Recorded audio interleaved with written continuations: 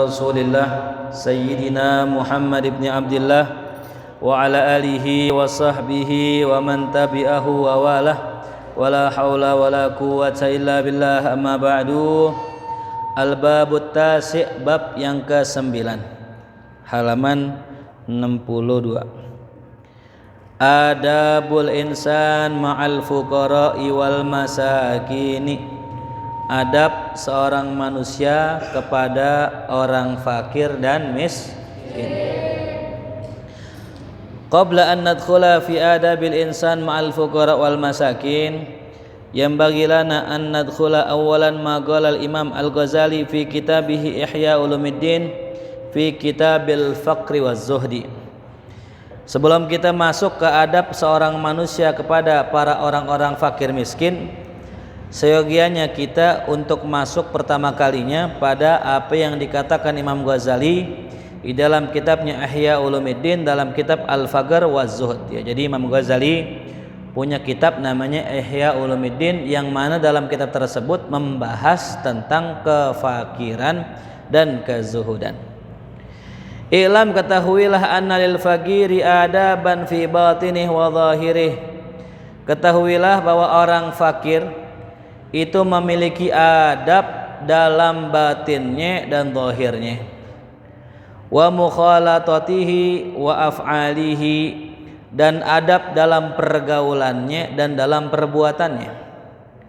Wa yanbaghi an yura'iyaha, yang seyogyanya ia perhatikan. Fa amma adabu batinihi, maka adapun adab batin seorang fakir. Apa sih adab batinnya seorang yang fakir tadi? Fa an la yakuna fihi karahiyatun limabtalahu Allah taala bihi minal faqr.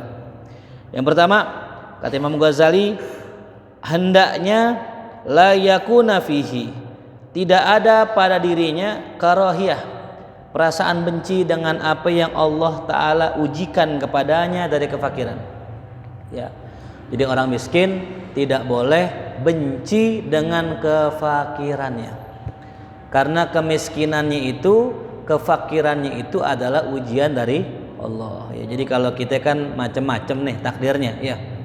Ada yang lahir dari rahim ibu yang kaya, ada orang yang lahir dari ibu yang miskin, ya.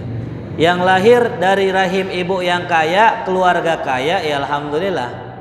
Ya. Dan yang lahir dari rahim orang tua yang miskin juga alhamdulillah. Ya, apa sisi positifnya? Orang yang lahir dari rahim orang kaya, sisi positifnya dia bisa mencapai apa yang dia pengen dengan lebih mudah. Tuh ya. Dia pengen bisa bahasa Inggris, tinggal kursus, duitnya orang tuanya kaya.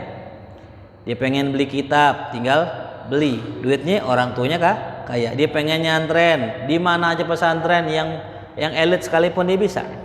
Ya. Orang miskin mau beli kitab susah, mau nyantren cari yang murah gitu ya. Tapi apa hikmahnya? Orang kalau miskin ada hikmahnya, dia akan lebih berusaha ketimbang yang kaya. Ya, coba lihat banyak orang-orang kaya lahir dari orang miskin. Yang punya Trans TV itu namanya Pak Khairul Tanjung, ya, Pak CT, ya. Itu dasarnya orang susah, orang miskin. Rumahnya ngontrak, rumahnya dari bedeng tuh. Cuman karena tadi ketika dia susah, dia merasa hidupnya nggak enak, maka dia itu berupaya bagaimana merubah kehidupannya, muncul semangat gitu. Ya, kata Syekh Abdul Wahab Syaroni pun begitu juga orang alim banyak muncul dari orang susah. Ya, orang alim banyak muncul dari orang susah. Kenapa? Orang alim kadang-kadang kalau yang orang tuanya ustadz, orang tuanya kaya, orang tuanya kiai, mereka nggak butuh yang namanya ilmu kadang-kadang. Ya. Makanya kadang-kadang anaknya ustadz bukan ustadz gitu. Tapi kalau orang bukan dari kalangan ustadz, kadang-kadang girang. Ya. Coba nih kalau seandainya dia punya anak, orang-orang yang alim punya anak, anaknya bisa hafal 30 juz 30. Ya kalau orang awam kan bangga, ya girang. Kalau orang alim lu mah 30 juz 30. Abak dulu 30 juz begitu. Jadi kurang bangga gitu. Nah, makanya anaknya ngapain gue belajar agama, orang tua nggak bangga gitu. Akhirnya udah nggak belajar agama. Tapi kalau seandainya orang yang biasa dia punya anak hafal juz 30, girang nggak? Hafal juz 28, 29, girang. Anaknya diangkat-angkat, anaknya semakin senang belajar gitu.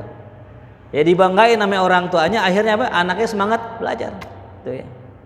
Jadi semua ada positif negatifnya, walaupun juga orang-orang yang kaya banyak lebih gampang belajarnya gitu. Kalau saya perhatiin nih orang-orang yang sukses, kebanyakannya itu dasarnya emang orang ada. Ya. Kiai-kiai kita, guru-guru kita itu bisa sampai ke Mesir, bisa sampai ke Suriah itu karena orang tuanya punya duit gitu. Tapi nggak menutup kemungkinan juga banyak kiai juga yang bukan asal dari sana gitu. Jelas ya, jadi gak boleh kita benci dengan apa yang Allah kasih tuh, mau kaya mau miskin tuh ya. Tapi umumnya orang kalau nggak senang dikasih miskin ya. Ani annahu la yakunu karihan fi Allah. Yang aku maksud kata Imam Ghazali adalah bahwasanya jangan sampai ya yang dibenci itu adalah perbuatan Allah. Jadi kalau orang benci kemiskinan sama aja benci Allah. Kenapa? Yang bikin dia miskin siapa? Allah. Ya. Jadi jangan benci kemiskinan karena miskin yang ngasih Allah. Tuh. Min haitsu annahu fi'luh. Dia dari sisi bahwasanya kemiskinan adalah perbuatannya Allah. Tuh. In kana karihan lil fakri, meskipun yang dia benci adalah kefakirannya. Tuh. Ya. Wa amma adabu zahirihi, adapun adab zahirnya. Ya, adab zahirnya. Ya, kalau tadi hati ya, hati nggak boleh benci. Pokoknya orang miskin nggak boleh benci kemiskinan. Yang kedua, adab zahirnya apa? Fa'an yudhirat ta'afuf, hendaknya ia menampakkan sifat ta'afuf. Apa itu ta'afuf? Menjaga kehormatan diri. Ya. Jadi kudu jaga image, jaga diri, jangan sampai kita miskin tapi kerjaan minta tuh. Ya. Banyak gak sekarang orang begitu, nggak punya duit, pengen punya duit, simple, akhirnya ngamen. Tuh jangan. Nggak punya duit, ujungnya minta. Ya, ada di PGC dulu saya ketemu ada orang minta, tangannya buntung. Saya lagi nambal ban kalau nggak salah tuh bocor, tangannya buntung. Saya kasih lah tuh, nggak gede sih, kecil. Setelah orang itu jalan, ada tukang ojek bilang, Pak, jangan dikasih aturan. Emang apa? Bukan minta tuh dia dari dulu. Udah kita bilangin jangan minta, lu masih muda, masih seger, nyari duit jangan minta. Saat habis tengah lama tabrakan tangannya putus. Tuh ya. Tadinya normal. Gara-gara kebanyakan minta akhirnya apa? Allah tegur, tangannya apa? Putus. Tuh. Ya, jadi itulah cara Allah untuk ngingetin kita jangan sampai kita jadi orang yang minta. Miskin boleh, minta jangan, ngapain kayak. Ya. Masih mending dah tuh orang-orang, masih mending orang ngamen gitu, berkarya, masih mending gitu. Jadi mungut sampah tuh, jadi tugas kebersihan, jadi PPSU kalau punya ijazah, mending itu daripada minta tuh. Ya. Nah, jadi harus punya sikap ta'afuf, menjaga kehormatan diri, ya. Buat tajamul dan juga kalau bisa berhias. Jangan susah tapi nonjolin kesusahannya, jangan. Ya. Ente ngaji nih, pakai baju yang bagus. Ya. Kondangan, pakai yang rapi. Ketongkrongan, pakai yang pantas gitu. Ya. Kadang-kadang kalau mentang-mentang susah dipakai baju yang jelek, biar apa? Biar orang kasihan sama dia. Tuh. Ya. Kalau kita pakai baju yang jelek, orang kasihan nggak? Kasihan ya Allah. Tuh. Itu santri kayaknya sarungnya topo apa sarung tuh katanya. Sarung udah warnanya udah gak karuan, menimbulkan kasihan orang dan ujung-ujungnya apa? Minta dikasihanin sampai makhluk. Itu ya. Jadi sebagai orang miskin sifat zahirnya adalah tajammul tuh. Wala yudhira syakwa, jangan menampakkan keluh mulu. Nongkrong sini ngeluh, nongkrong sono ngeluh ya. Orderan sepi banget gitu. Anyep banget. Sono lagi itu juga, rezeki seret banget tuh, ngeluh mulu kerjaannya orang. Nah ini nggak ada orang yang demen sama orang yang tukang ngeluh itu. Begitu juga wayudhiru al-faqra, selalu menampakkan kesusahannya. Ya. Ngobrol sono ngaku susah, ngobrol sono ngaku belum ini belum itu dan sebagainya. Nah, bal yasturu faqrahu tuh.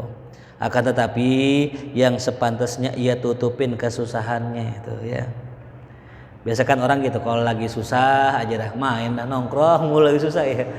Lagi kaya hilang. Kemana si fulan? Ya habis gusuran. Nggak inget sama kita kalau habis lagi kaya nggak inget sama kita itu. Jangan begitu ya. Justru sebaliknya tuh kalau lagi seneng banyak duit nongkrong berbagi tuh. Kalau lagi susah ngumpet tuh diam-diam gitu ya. Itu afdol lah itu. Jadi hadirnya dia cuma nyenengin doang gitu. Nyenengin doang gitu. Jangan sebaliknya kalau nongol pasti susah. Jangan sampai jadi lakop juga. Muncul ini lagi susah nih dia, gue tahu banget nih lagi nggak punya duit nih kayaknya. nyari rokok susah banget kayaknya nih tuh. Jangan ya. Kalau bisa minimal sama ya, kita lagi seneng nongkrong, lagi nggak seneng nongkrong juga, lagi kayak nongkrong, lagi nggak ya nongkrong juga.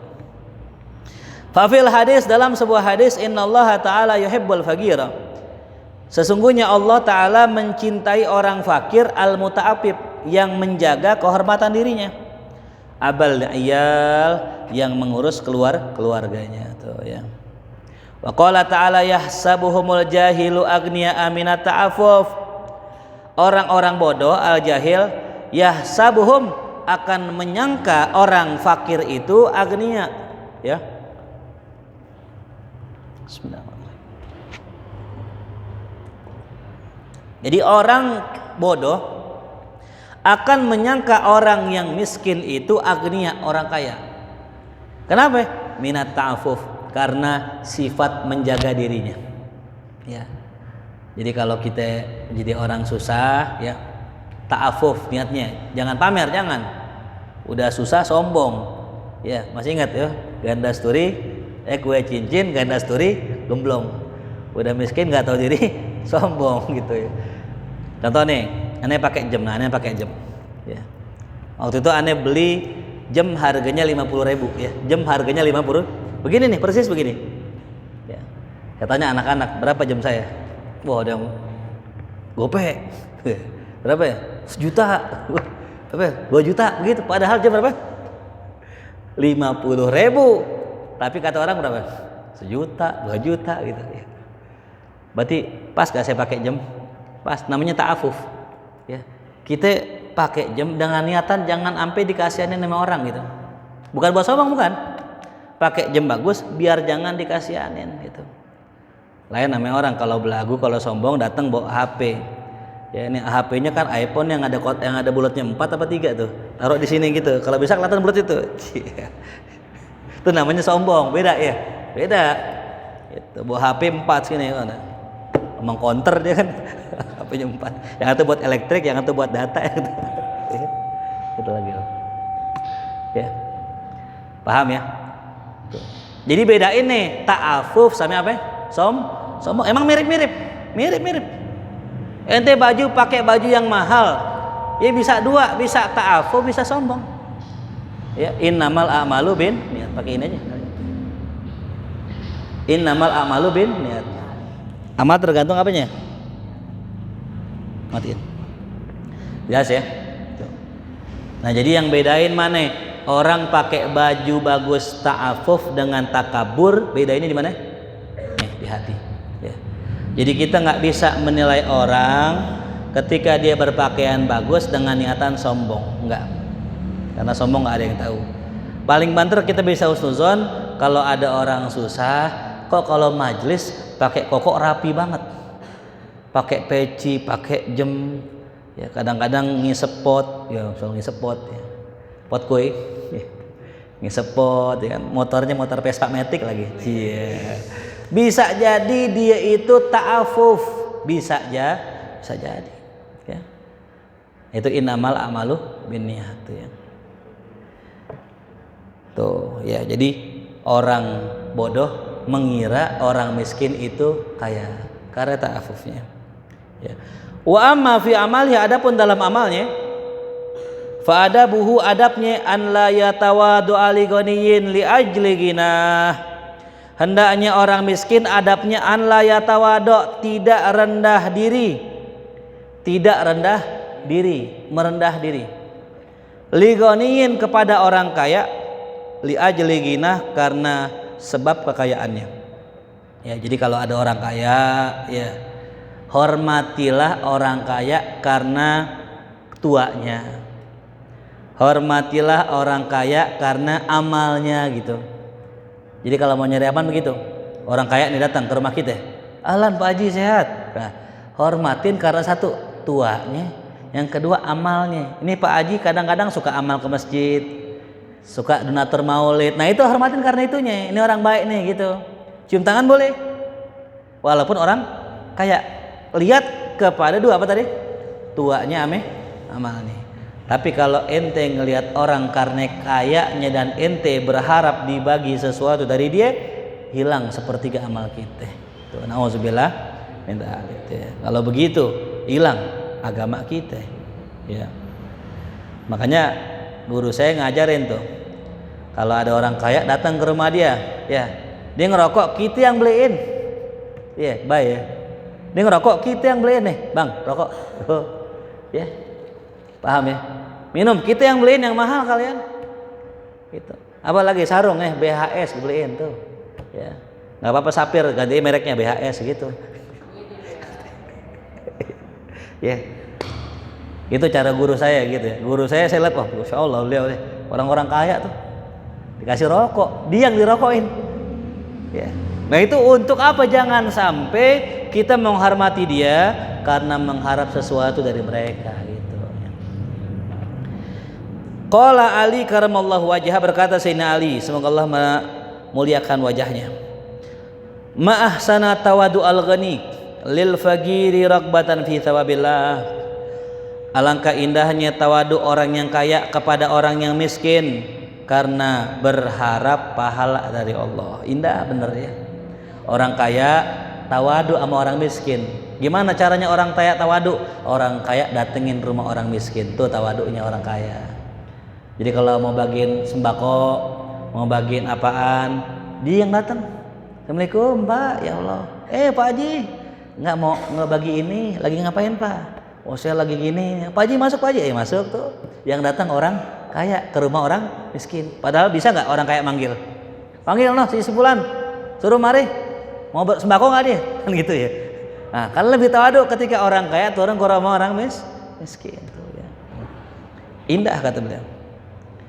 Wa ahsanu minhu tihul fakir alal ghani, ya. Sikotan billah tuh ya. Dan alangkah indahnya, tuh salah tuh harokatnya, wa ahsan. Alangkah indahnya kesombongan orang fakir kepada orang kaya karena yakin dengan api yang dijanjikan Allah, ya. Orang miskin berlaku sombong, berlagak gitu ya, bukan sombong takabur, bukan, berlagak ya, nggak butuh sama orang kaya karena sudah yakin dengan api yang dijanjikan oleh Allah. Tuh indah bener ya. Jadi adabnya orang kaya tawadu sama orang miskin, adab orang miskin kagak butuh sama orang kaya gitu ya.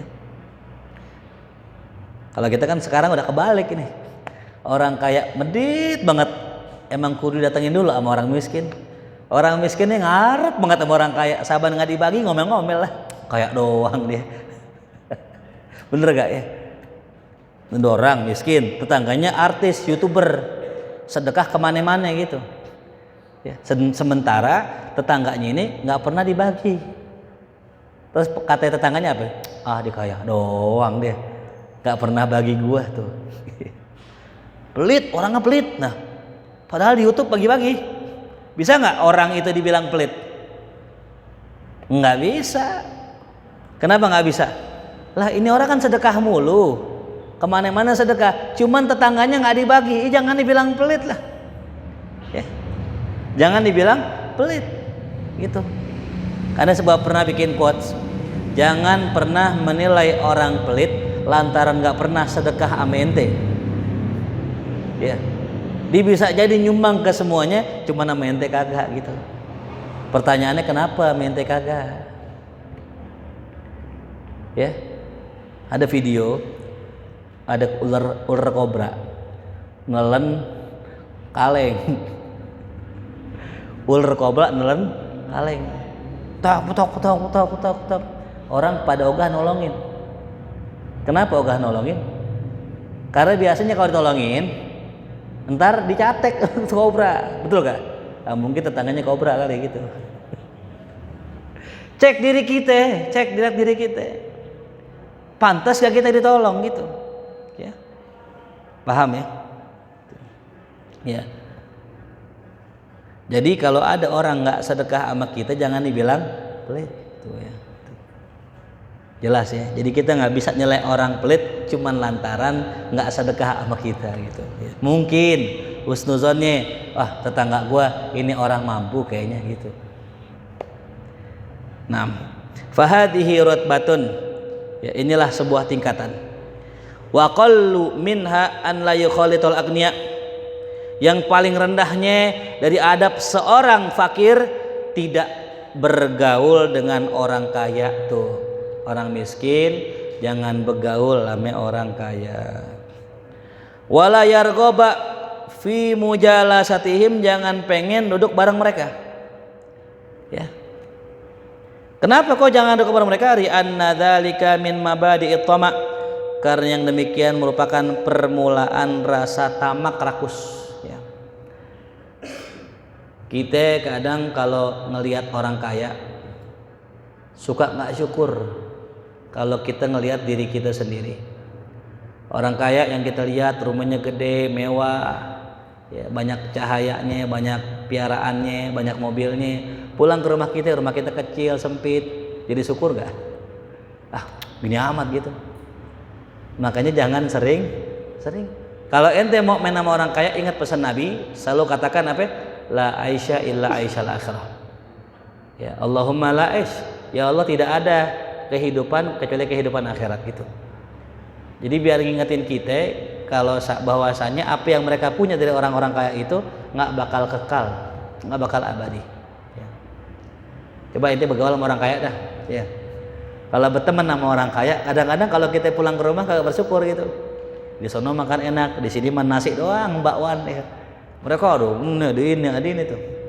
Makanya Nabi pesan biar kita syukur adalah kita harus lihat ke bawah ya. Harus lihat kepada orang yang lebih rendah dari kita makomnya. Gitu ya. Jangan suka melihat nikmat orang yang ada di atas. Ya.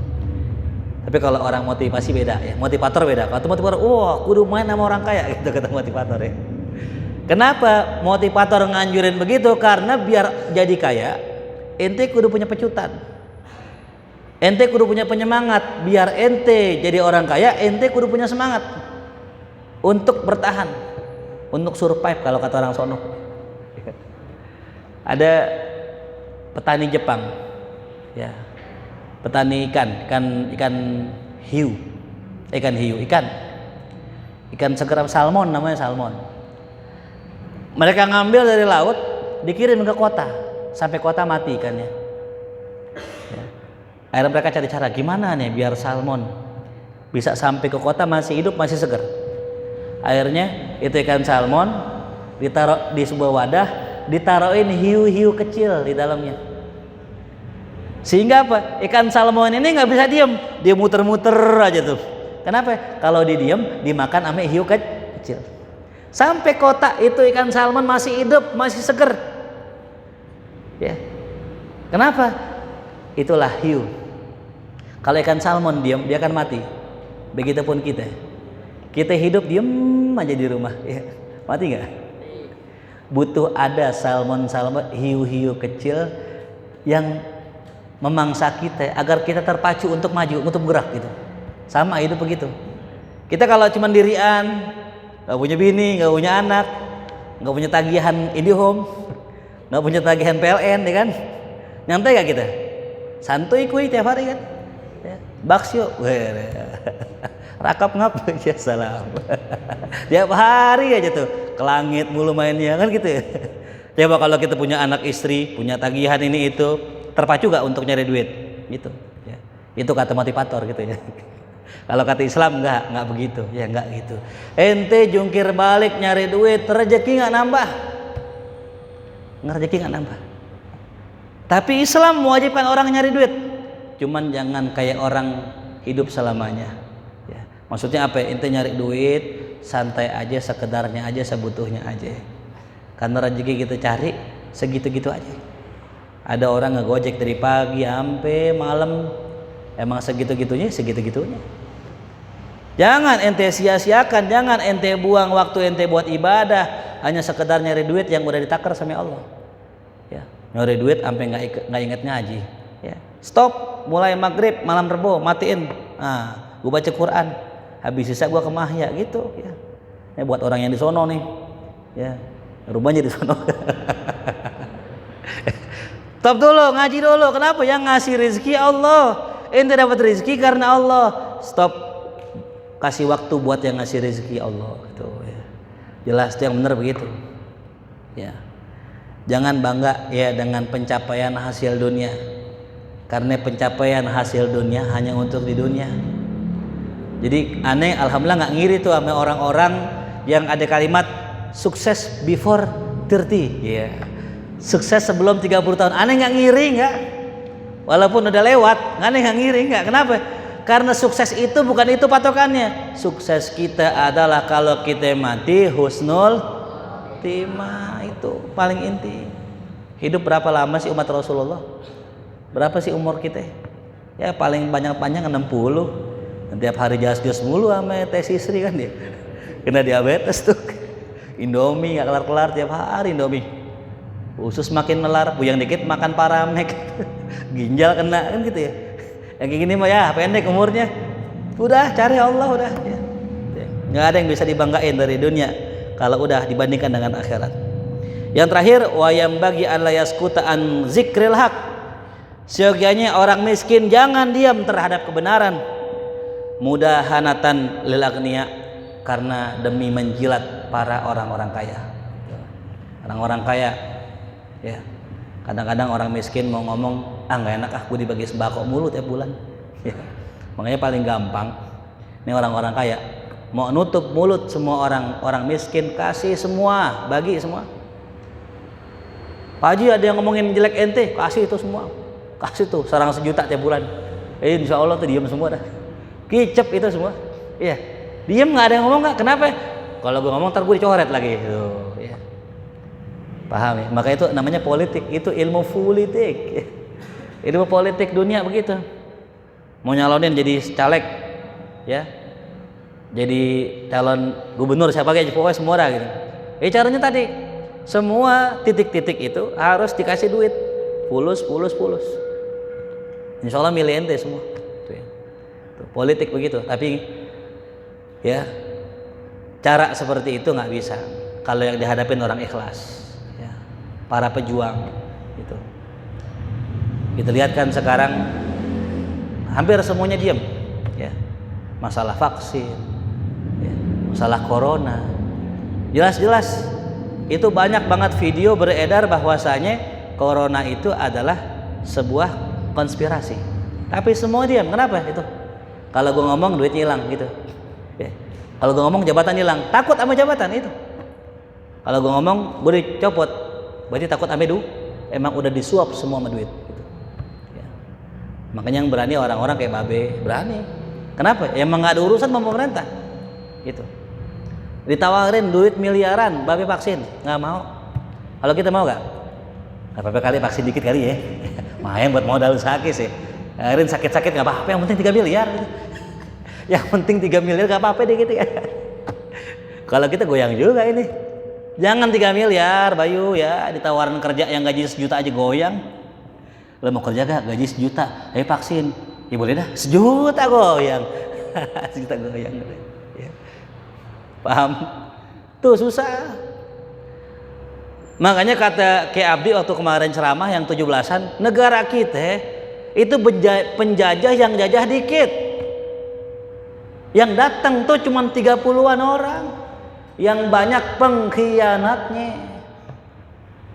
Yang banyak apanya? Ya. Jelas ya. Gitu, mudahana. Semuanya mudahana, ngejilat. Wa tama'an fil ato, karena berharap akan pemberian orang kaya tuh ya. Belajar dah kita ya.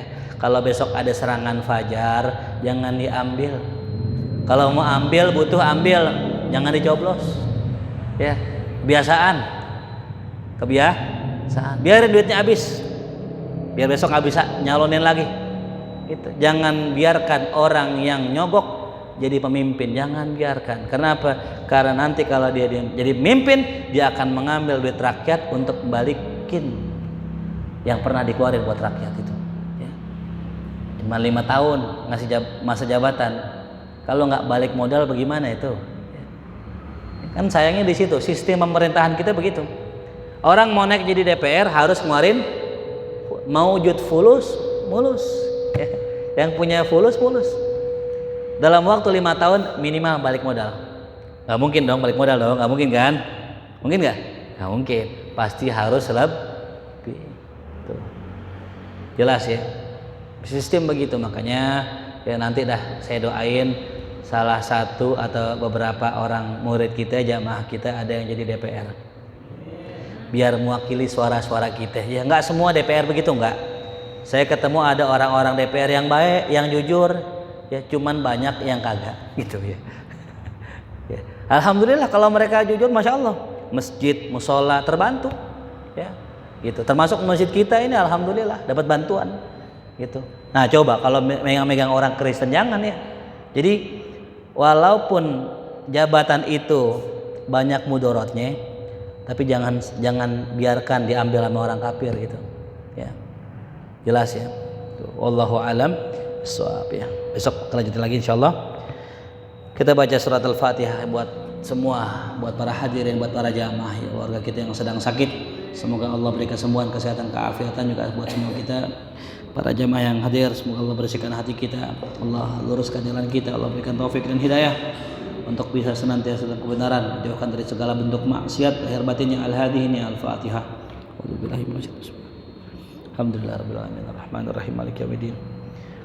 Iyyaka na'budu wa iyyaka nasta'in shiratal mustaqim shiratal ladzina. Allah bihaqqil Fatihah, sirril Fatihah, karamatil Fatihah, iftah lana babul khair.